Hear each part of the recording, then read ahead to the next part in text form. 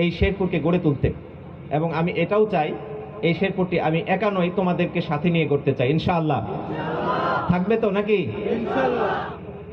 আমি ফিল করি যে মানুষের মধ্যে নৈতিকতা এবং মেধাযোগ্যতার মধ্যে সম্মিলন যদি ঘটানো যায়, তাহলে তাদের পক্ষে যা ইচ্ছা তা করা সম্ভব।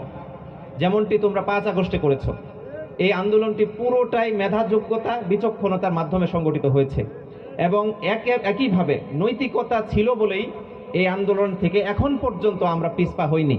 বিশেষ করে আমরা ফিল করছি যে এই বাংলাদেশকে আর কোনোভাবেই ভারতীয় আধিপত্যবাদের করদরাজ্যে পরিণত হতে দেব না ইনশাআল্লাহ।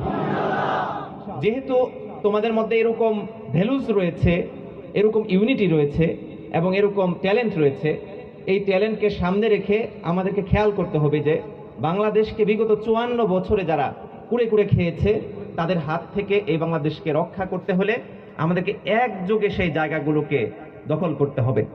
এটা কিন্তু চারটিখানি কথা নয়। আজকের এই সামিট থেকে আমরা বলে দিলাম আর আগামীকাল হয়ে গেল বাস্তবায়ন, বিষয়টি এরকম নয়। তোমাদের শিখেছি যারা তিলে তিলে গড়ে তুলবে নিজেদেরকে, যারা এখন থেকে দৃঢ় সিদ্ধান্ত নিয়ে আগামী 2 বছরের ব্যবধানে এই শেরপুরের প্রত্যেকটি গ্রাম মহল্লার এখানে স্টুডেন্ট রয়েছে, প্রত্যেকটা পাড়া মহল্লার স্টুডেন্টরা এখানে রয়েছে। আমি চাই প্রত্যেকটি পাড়া মহল্লা থেকে মেধা যোগ্যতার স্বাক্ষর রেখে আমরা সেখানে নৈতিক নেতৃত্ব হিসেবে গড়ে উঠবো ইনশাআল্লাহ।